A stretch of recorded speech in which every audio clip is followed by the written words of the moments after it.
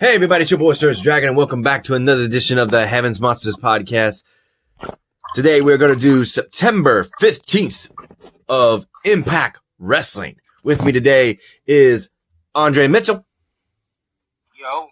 Chris Petrie. Too sweet. There he is. And Mike Henry. If you're ready for an episode of Heavens Monsters, give me a hell yeah. Hell yeah. Yeah, if you're ready for something of the Heavens Monsters podcast, give me a hell yeah. Hell yeah. Wrestling is death. The memory of Barry Scott. Rest in Barry Scott. Yeah, Barry Scott, he was the guy who did the sound for Impact Wrestling. He said, cross the line. TNA Impact Wrestling. Cross the line. That guy was iconic voice back in the day. Damn. Sad that we had to lose him this year. And the next week over, we lose the animal. From the all rest of the dying. I'll say this much.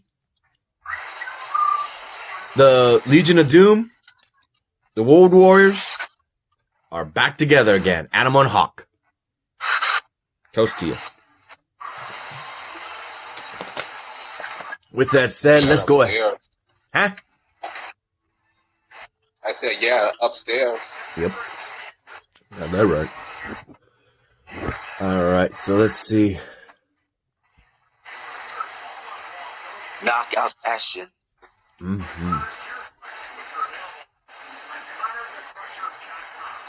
First match is with Deanna Purrazzo and Kimberly versus Susie and Kylie Ray. And the winners of that match, would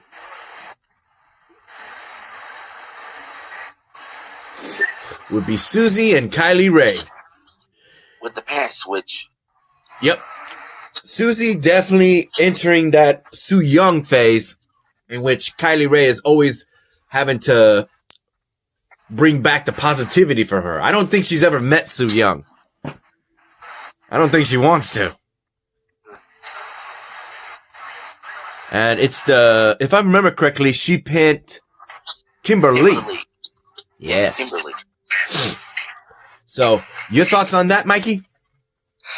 My thoughts is I was worried Lucy's gonna bring back the evil undead bridesmaid Su Yung. But we know that Su Young's dead. But Susie and Kylie Ray got the job done because Kylie Ray is still number one contender for the knockout. But we'll talk about the second part on the 22nd another day.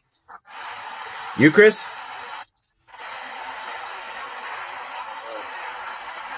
Congratulations, Kylie Ray and Susie defeating Deanna Purrazzo and Kimberly. Trying to keep the undead bride Su Yung in bay. She's about to be risen. What do you think so far, Andre? All right, so far. Nice. We have Trey talking with Rahit Raju, the X Division champion, looking for a title shot. But he was going around saying since TJP beat Chris Bay, TJP is looking to be in the title picture before anybody else. So he goes and says, you know what? If I beat him, then maybe I'll be in the title picture. And maybe you will. I can't say. So that's going to be a match for later tonight. What the fuck is this, by the way? This is a tweet? From who? From Trey. Hold up. Right. I got a sneeze coming. Excuse me. It says here, the Might Morphin Mocha Mercat has what I want. I am not kidding. That's what it says. Read that shit. Mighty Morphin More cat? Right? Like, what the fuck? I was like, that's Trey's account. What the hell? So that's what's going to be interesting to see. We can skip that for the record. We can skip that. Let's get to the next match. Okay.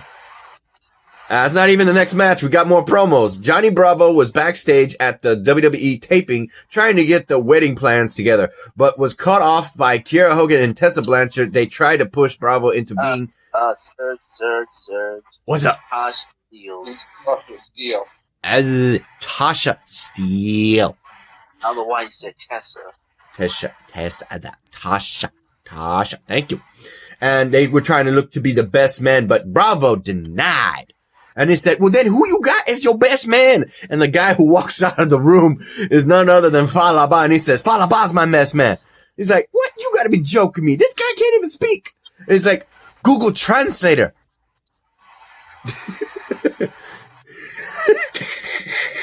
And Falaba's tripping. He's like, best man? Yeah, best man. All right.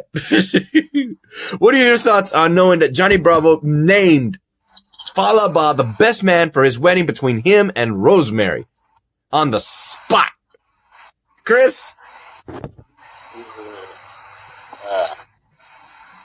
right, it will be funny, and Falaba is the best man for Johnny Bravo, and Rosemary will be funny as hell. Mikey? Crazy. Andre, how do you feel about Falaba just being named best man for Johnny Bravo and Rosemary's wedding? Yeah, I don't know about that one, man. I don't know. It's crazy. Yeah. Next, we got Triple XL. AC Romero and Larry D versus the Deaners, Coney Deaner and Cousin Jake. Ultimately, these guys still have some beef after Wrestle House, questioning as to who took the beer. We all know it was. He made a confession. It was Crazy Steve. He didn't know there were names on it. He can't read. But ultimately, in this match, the winners would be, I'm trying to find it. There you go. Triple XL. Yeah, got the win and definitely finally put the Deaners in a position where they can't say shit no more. Because in the rules of wrestling, you win the match, you gotta shut up. That's what they did. What do you think about that, Andre? To know that the big boys beat the Deaners. I'm glad, buddy. I'm glad. How about you, Chris?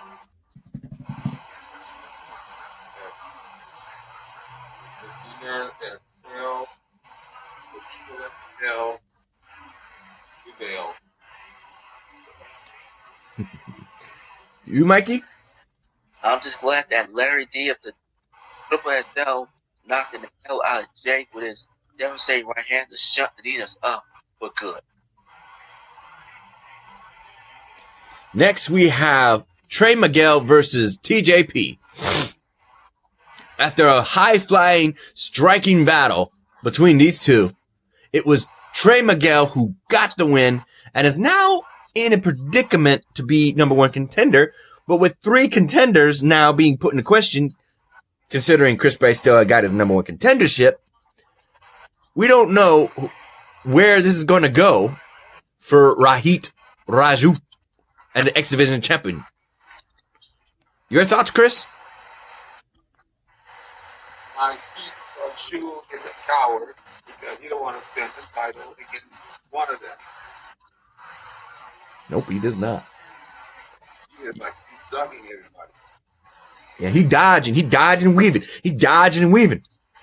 That's what Trey called him. Dodgeball master. Dodging and weaving. Dodging and weaving.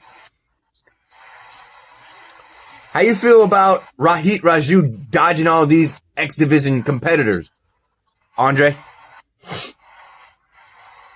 I don't like it so far. He need to defend this title. Boy scared. That boy scared. You, Mikey?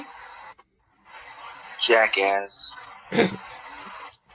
How you feel about Trey Miguel winning the match, though? TJP had the match won when he lost in the ankle, but Trey Miguel gets the bottom row and took care of business with the double knees. Mm-hmm.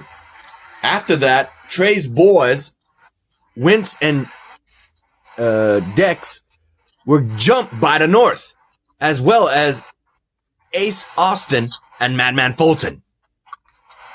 That's some bullshit. What's going on? So, now we're in a predicament where the Motor City Machine Guns have no tag team partners in order to fight these other four guys. That is until the Good Brothers come in and Chris, I know you got some beef with this because the Machine Gun, I think Carl Anderson. Yep, there you go. Thank you. I was looking to be corrected if I was wrong. He said join the fellow brothers that have 3 machine guns. Said Luke Doc Gallows. I'm like, huh? What are your thoughts on that prelude match, Chris?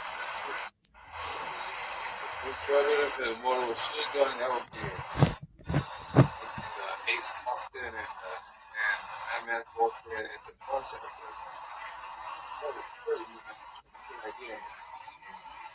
Yeah, it would be. You, Mikey?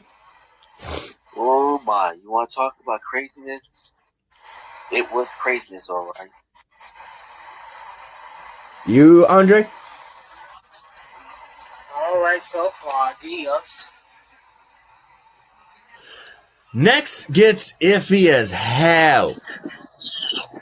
Rick Swann comes to the ring to speak to the Impact Wrestling fans. He's looking to actually get another match come Bound for Glory and get his hands on Eric Young, who is the current world champion, even stating that after he lost and was injured twice, attacked twice by Rick Swann, to know that he would be the one who now carries the championship not long after his retirement is an insult. And he won't stand for it. So Scott D'Amore comes out and tries to tell him to talk him out of it. And he won't bend. So then Eric Young comes out, causing trouble, mayhem, getting his hands on Scott D'Amore as well. And Rick Swann kicks his ass out of the ring. Scott D'Amore then makes it a statement saying that come Bound for Glory, you better kick this psychopath's ass. Because it's going to happen. Rick Swann versus Eric Young for the Impact World Champion. How is that going to work if he's injured? Oh my God.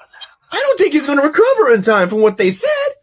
Let's go pull a rabbit out of your hat in a miracle. Ah.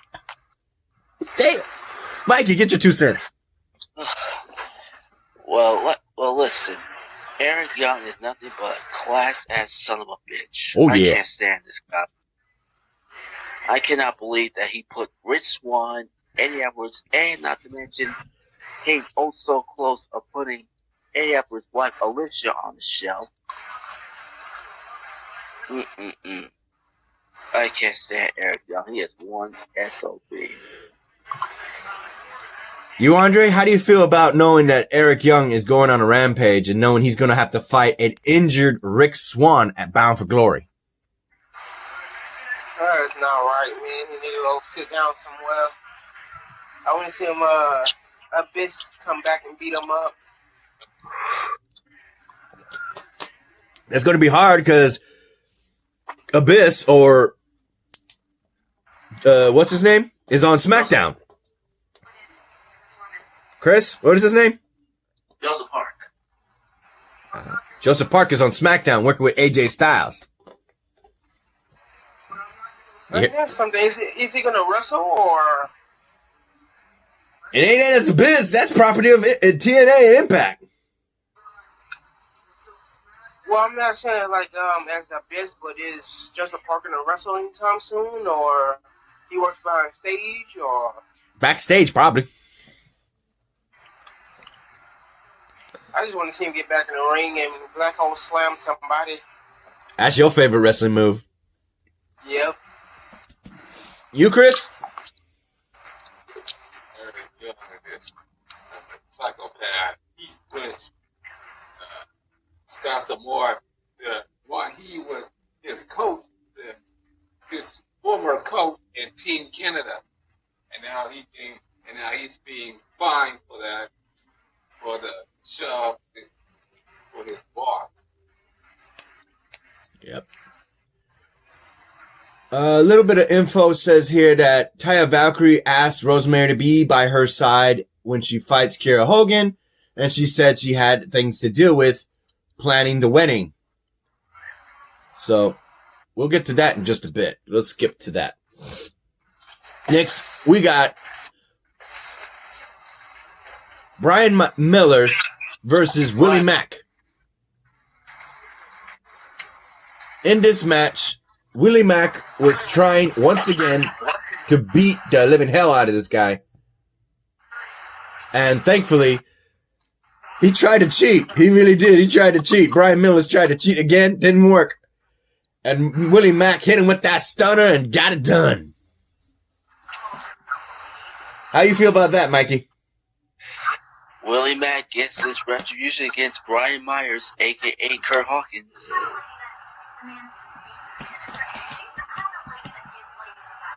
You, Andre, how do you feel about Willie Mack hitting that stunner? I want to see him do it again. Do it again. You, Chris?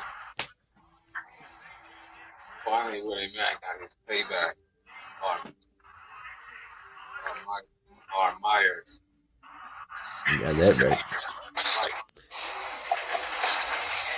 Next, Rosemary is found backstage talking to Havoc, telling her that in order to have the Dark Father, James Mitchell, resurrected to be the prosper of this wedding, a preacher or whatever,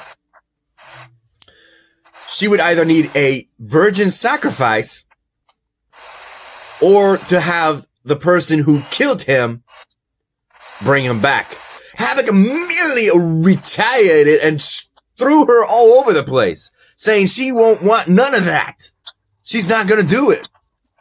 And Rosemary is just fuming right there going, ugh. How you feel about that, Chris?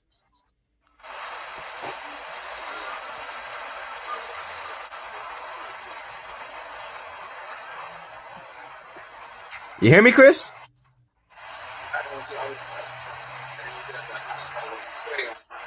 Chris, speak up. I don't know what to say on that. Oh, you don't know what to say? Gotcha. Yeah. What about you, Andre? How do you feel knowing that Rosemary's trying to bring back Father James Mitchell back from the grave just to be the priest of her wedding, and Havoc won't have nothing of it? That would be crazy to see. You, Mikey? I don't know what the hell's gotten into Rosemary. Trying to get this wedding started for a dark wedding, apparently. Moose is found visiting VP Scott D'Amore backstage, hoping to get him regarding EC3. And Scott D'Amore looks at him and says, I ain't got time to be worrying about your little prop top championship belt. And EC3, he doesn't even work here. So right now, whatever you're thinking is all a delusion and everything. So just try and calm down and assess the situation. That everything is going to be okay. EC3 and whatever's going on is not real. And he says that to his head. He says, not real. EC3 is not real. My title, And then EC3 pops up on the screen on against the wall, and he sends a message saying, tick, tock, tick, tock. If you don't do as I say, you're going to see pieces of these title at your feet. I'm like, oh, that chant. Oh, what do you think about that, Andre? Knowing that EC3 is in Moose's head. Pretty good. You, Mikey? Trouble, trouble, trouble. You, Chris? E3 doing that title. Say goodbye to that false title. So, bring to the ring because that is the false title. All right. Next, we have. Excuse me.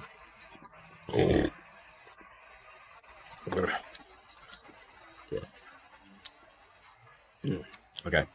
We have Jordan Grace.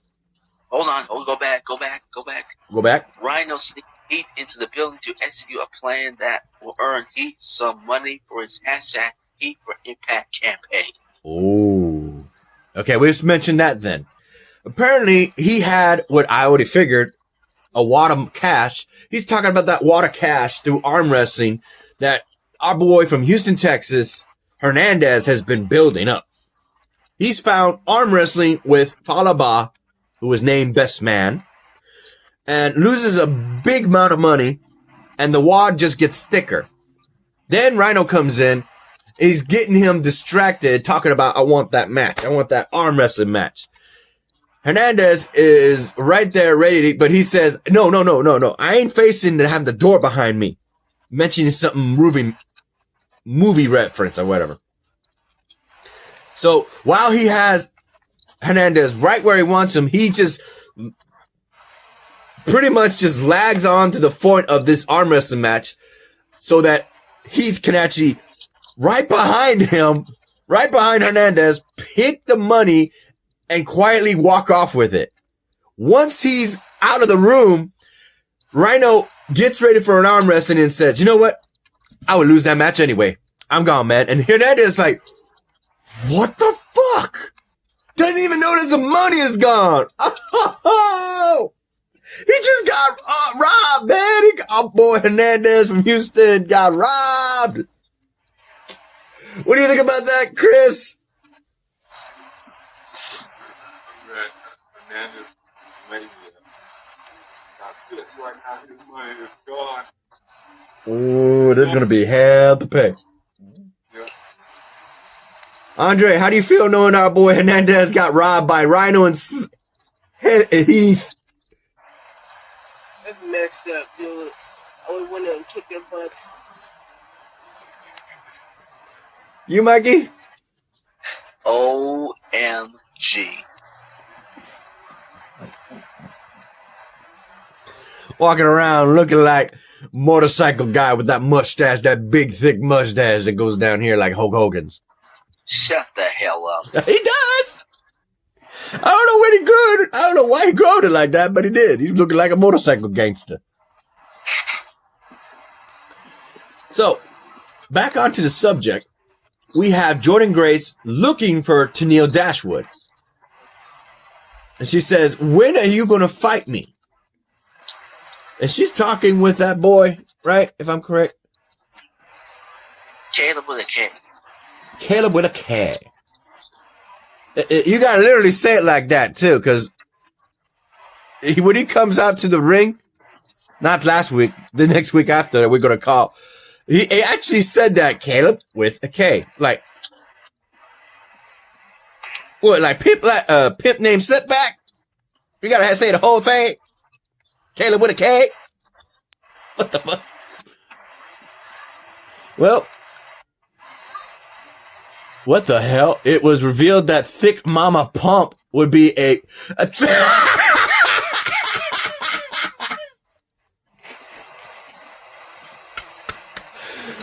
It would be revealed that Thick Mama Pump would be facing Tennille Dashwood next week in a return match. Oh, I forgot they had that nickname for her. Thick Mama Pump. That's Scott Steiner reference when she teamed up with him and Petey Williams. They were the Pump group. Oh my God.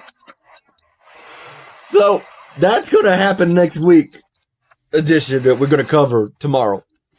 What do you think about that, Chris? What the hell? Thick Mama Pump.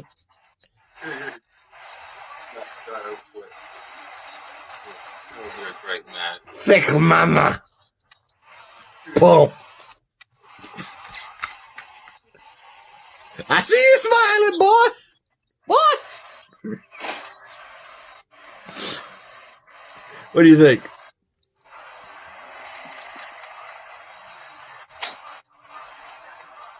What do you think, Chris? Great match. It'll be a great match. That'd be a good match. Impact Wrestling. Dashboard, but it's a good embrace. You, Andre? All right, so far. How you like the name Thick Mama Pump? Funny. You, Mikey? Say that name again. Thick what? Thick Mama Pump. Oh, I'm trying to say it like my Scott God. Steiner. Uh-oh. Looks like Tennille Dasper's in for a rude awakening. I gotta say that to T-Money when I see him next Monday. Oh my goodness. But like I said, Tennille Dasper's in for a rude awakening. She's about to wrestle for the first time since the pandemic. She is going to step in the ring against Scott Steiner's friend, the Thick Mama Pump, that is, Jordan Grace. Next, we have the match: Kiera Hogan with Tasha Steele. Excuse me. Versus Taya Valkyrie. Throughout that match, Rosemary was nowhere to be found, and Taya Valkyrie was looking for her. Ultimately, thanks to the outside interference, while the referee was distracted by Kiera Hogan, Tasha Steele kicks Taya Valkyrie upside the head, giving Kiera Hogan to hit her with a finishing move, and got the win. Suplex. A what? The swinging fisherman's suplex. Ah. That's what done Taya Valkyrie in, getting Kiera Hogan the win and a little bit of redemption for her friend, Tasha Steele. So you know for a fact that these women with the T names here, Taya Valkyrie is looking for Rosemary, wondering, where the hell were you? Had issues. So, what do you feel about that, Chris? Well, Tara Valkyrie, she won. She lost 50, and the other way, she won another week. That makes her. How you feel about that, Mikey? Taya should have won the damn match, but no. Tasha Steele strikes again. She should have been tossed. Mm-hmm.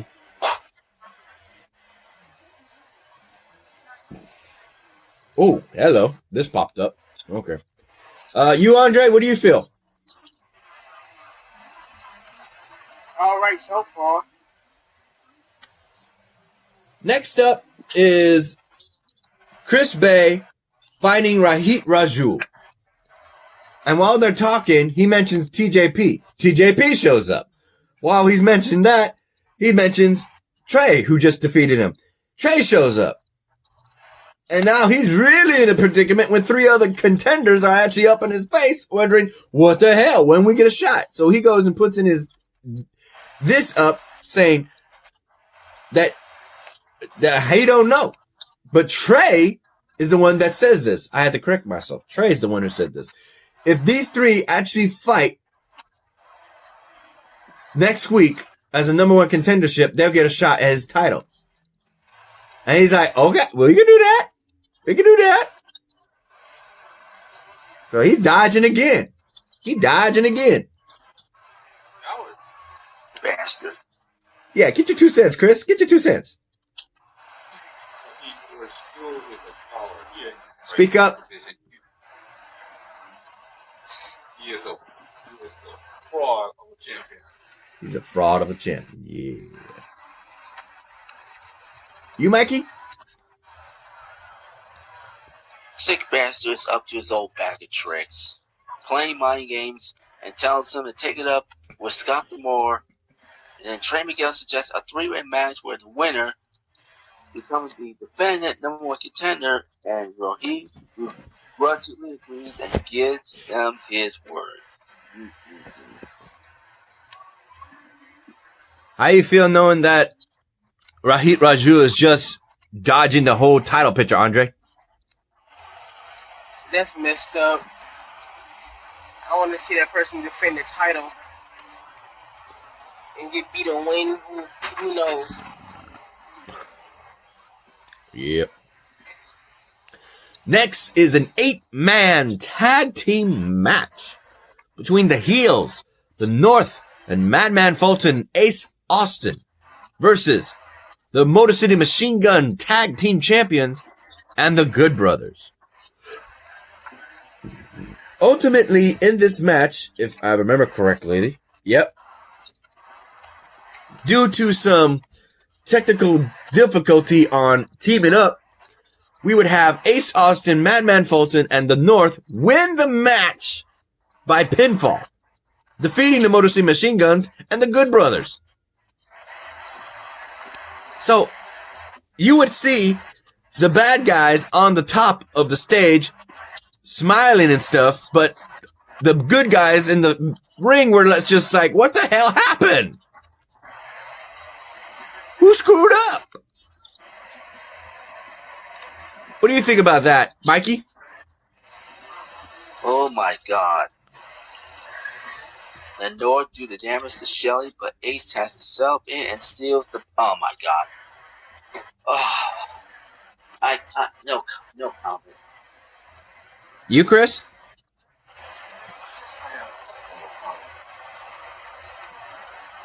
You got no comment? No. You, Andre?